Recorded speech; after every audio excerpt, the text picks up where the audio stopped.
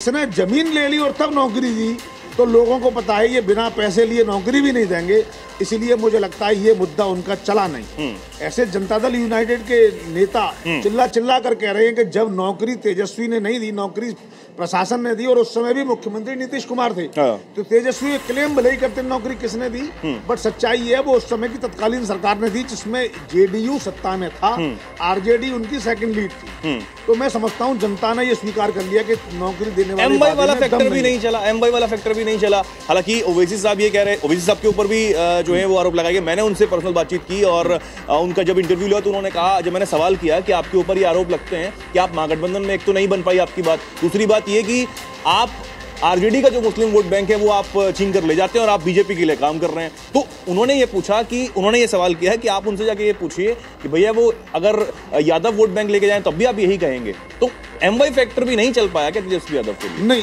MY factor के जितनी capacity थी वो पूरी यूटिलाइज हुई और वो यही लेवल है। गठबंधन, महागठबंधन 50 से नीचे अगर है तो वो एमवाई फैक्टर की वजह से, अगर एमवाई फैक्टर ना होता तो ये 25 भी ना आती। हाँ। तो एमवाई फैक्टर तो उनका बेसिक है, वो फाउंडेशन है, लेकिन एक बुलंद इमारत बनने के लिए फाउंडेशन के ऊपर भी चढ़ना जरूरी है, जिसके लिए आपको पिछड़ों के वोट चाहिए थे। बिहार में पिछड़ों ने जेडीयू और बीजेपी को वोट दिया, महादलितों ने पिछड़ों बीजेपी और जेडीयू को वोट दिया, वहां ये लोग अपनी बढ़त नहीं बना पाए। कहीं ना कहीं ऐसा लगा कि लालू यादव जो पार्टी के अध्यक्ष हैं वो अपराधी घोषित हैं। इसके अलावा ये लगा, मानो जिस तरीके से उन्होंने गैंगस्टर्स के बेटे को टिकट दिया और उसको डिफेंड भी किया, उससे बचे नहीं, तो कहीं ना कहीं ये लगा कि अगर, और भाजपा ने इस बात को बड़ा प्रचारित किया कि अगर तेजस्वी आए तो जंगल राज वापस आएगा। और लोगों को इस बात का डर था कि कब किसकी राह चलते गाड़ी उठा ली जाए, कब शोरूम में से गाड़ी उठा के शादियों में इस्तेमाल होने लगे, कब मीसा भारती को डॉक्टर बना दिया जाए। जब जंगल राज आएगा तो लोगों को बहुत समस्याएं होगी, वो डर बड़ा कीमती। लेकिन कहा यह जा रहा था कि अगर हम सिर्फ आरजेडी की बात करें, महागठबंधन को छोड़ दें, हम आरजेडी की बात करें, तो एक कहीं ना कहीं उसकी जो सीटें हैं वो फिक्स रह जाती हैं, 80 के आसपास, 75 के आसपास, 70 के आसपास जो है हमेशा निकाल लेती है। लेकिन इस बार तो वो भी नजर नहीं आ रहा रुझानों में अब तक, और अब तो क्योंकि समय भी लगातार बढ़ता हुआ नजर आ रहा है, तो इसका देखिए, हाँ, उसका कई सारे कारण थे। कारण नंबर 1, जनसुराज। जिस तरीके से जनसुराज ने पॉलिटिकल पार्टी होने की जगह एक मार्केटिंग मैनेजर, इलेक्शन मैनेजर की तरह काम किया, अंत होते होते उन्होंने अपने आप को बीजेपी की तरफ घुमा दिया। एक दूसरे हैं ओवैसी साहब, सीमांचल के क्षेत्र में ओवैसी ने मुस्लिमों के पूरे वोट काटे, और मजे की बात है उन वोटों की वजह से जेडीयू को बहुत फायदा हुआ, क्योंकि लेकिन चुनाव तो उन्होंने पिछली बार भी लड़ा था, तब भी आरजेडी जो है कहीं ना कहीं एक बड़ी पार्टी उभर कर सामने आई थी। उस समय तीसरा फैक्टर और था, वो था एलजेपी का, और एनडीए का गठबंधन नहीं था, जिसकी वजह से उन्होंने वोट बहुत काटे। सीट तो उनकी एक आई, लेकिन उन्होंने वोट बहुत काटे, जिसकी वजह से जो है बीजेपी है, जेडीयू को बहुत मिल गया, आरजेडी के वोट कट गए, क्योंकि उनका जो वोटर है वो एक सेपरेट ही वोटर है, लगभग 5-6-7% का वोटर है जो रामविलास पासवान के नाम पर वोट करता है, महादलित लोग। तो वो वोट इस बार पूरा का पूरा जेडीयू और बीजेपी के साथ गया। इस बार क्योंकि टाई अप था, आप देखिए 29 में से 23-24 सीट ला रहे हैं, ये चमत्कार है।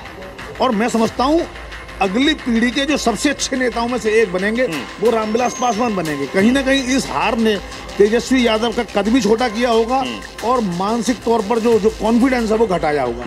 और निश्चित रूप से मुझे लगता है कि हो सकता है चिराग पासवान डिप्टी सीएम बन सकते हैं, कोई बड़ी बात नहीं है, और बनना भी चाहिए, क्योंकि ऐसे युवाओं को आगे बढ़ाने का काम होना ही चाहिए।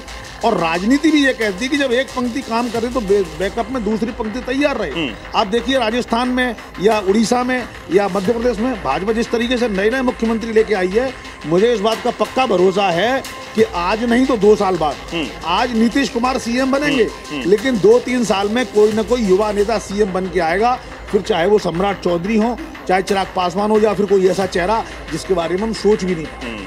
यानी युवाओं को लेकर एक बहुत ज्यादा जो एक क्रांति के रूप में जो काम करा है वो यहाँ पर एक फैक्टर ये भी काम कर गया बहुत ज्यादा। तेजस्वी वाला नहीं चल पाया। देखिए, बिल्कुल आपने ठीक कहा, तेजस्वी वाला नहीं चला। वो तेजस्वी चल जाते, तेजस्वी अपने आप में एक अच्छे नेता हैं, तेजस्वी की इमेज में कोई खराबी नहीं है। लालू प्रसाद की वजह से जो उनको डेंट लगता है, लेकिन उनकी अपनी निजी जो इमेज है वो अच्छी है, प्रभावी नेता बन सकते हैं, गाँव में लोगों से कनेक्ट करते हैं, बिहारी की तरह बात करते हैं। लेकिन समस्या ये है कि वो जातिवाद से बाहर नहीं निकल पाते। आज का जो जैन जी है वो जातिवाद से बाहर है, उसे आरक्षण तो मिल जाए, जो आरक्षण में कहा वो आरक्षण तो मिल जाए, लेकिन उसके अलावा वो किसी भी क्षेत्र में जातिवाद को नहीं लाना चाहता। और दूसरा जो इफेक्ट था वो है महिलाएं। अब महिलाओं को दो तरीके से देखते हैं। ठीक है। सबसे पहले नीतीश कुमार का जो शराबबंदी वाला जो नारा था या जो स्कीम थी, पॉलिसी थी, उसकी वजह से महिलाओं ने कहा भाई हम अगर हम नीतीश कुमार को हटा देंगे तो शराब शुरू होगी, जिसका आर्थिक तौर पर भी नुकसान होगा, हमारा आदमी पी कर आएगा और जब पी के आएगा तो मारपीट भी करेगा, बच्चों का भविष्य खराब करेगा। तो शराबबंदी ने इनडायरेक्टली महिलाओं को बहुत रुझाया।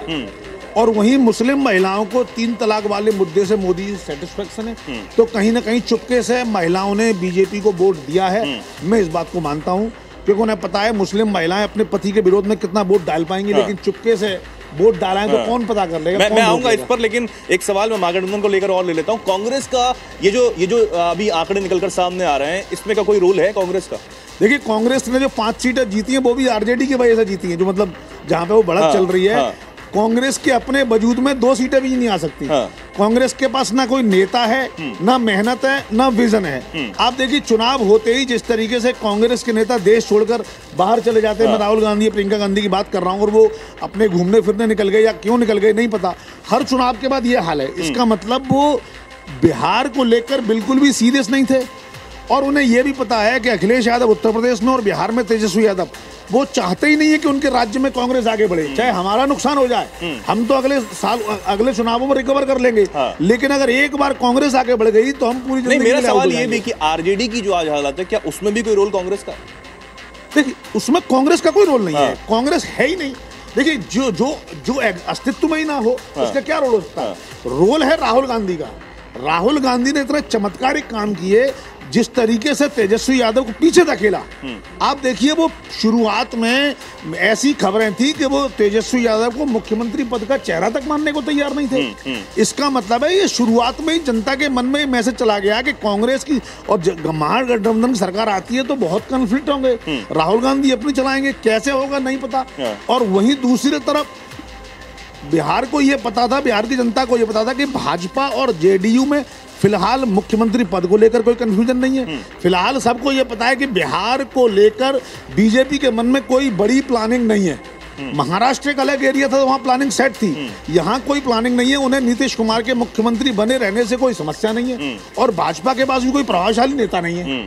तो ऐसे में भाजपा अभी इस बार चाहे दिखाने को या प्रैक्टिकली या एक्चुअली नीतीश को बड़ा भाई मानने को तैयार थी। और आप देखिए, आते ही गिरिराज सिंह ने घोषणा की कि नीतीश हमारे नेता बनेंगे, मुख्यमंत्री बनेंगे। तो इसका मतलब जो प्लानिंग भाजपा की बिहार को लेके वो 2-3 साल में होगी। लेकिन ये पता है, अगर इस बार सरकार बन गई तो मोदी जी यहाँ विकास की योजनाएं वो सब लाएंगे जो यूपी में, जो हरियाणा में, जो महाराष्ट्र में और जो गुजरात में है। और बिहार को वास्तव में उसी की जरूरत है। विकास के लिए जो सबसे पहली सीढ़ी है वो है सड़क। सड़क फिलहाल बिहार में आ चुकी है, बिजली बिहार में आ चुकी है। अब उद्योग धंधों की बारी है, और उसके लिए वास्तव में मैं समझता हूं एनडीए की जरूरत थी। बीजेपी को अब एक्टिव रोल निभाना है, चाहे मुख्यमंत्री कोई भी बने, लेकिन उद्योग धंधे, विकास और सुशासन। तेज प्रताप यादव जो है इन चीजों को देखकर क्या खुश हो रहे होंगे या मायूस हो रहे होंगे? हालांकि उनकी सीट पर जो है वो अभी आगे पीछे का खेल जो है वो चल रहा है, लेकिन महागठबंधन से जो उनकी दूरी हुई, अपने भाई से जो उनकी दूरी हुई, और क्योंकि उन्होंने तो मुकेश सहनी जी को जयचंद की उपाधि भी दे दी थी, तो वो उनका क्या अभी दिमाग में चल रहा होगा? देखिए, मुझे ऐसा लगता है कि एक तो तेज प्रताप बहुत सीरियस नेता नहीं है। सिर्फ लालू पुत्र होने की वजह से एक लोगों में ग्लैमर है कि चलो हमारे नेता का बेटा है, चाहे जैसा भी हो। तो उस वजह से कहीं ना कहीं वो लाइमलाइट में आई। पर जनता उसी के साथ है जिसको नेता अपना बेटा बोले। आप उत्तर प्रदेश में देखिए, मुलायम सिंह